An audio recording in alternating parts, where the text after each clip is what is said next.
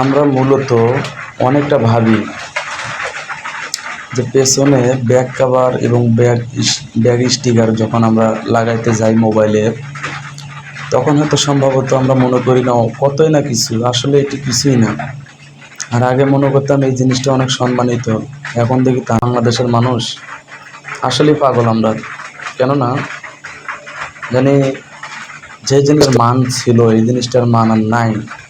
মান থাকবেই কেমনে, মান থাকানোর মতো কোনো কাজ এটার ভিতরে দেখিনি।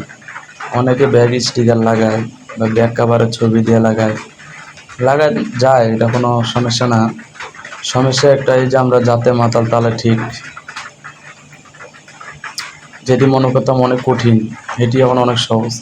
যেখানে সেখানে ছবি দিয়ে স্টিকার লাগাইতে পারবেন বা লাগান যায়, মূলত এটা কিছু না। আর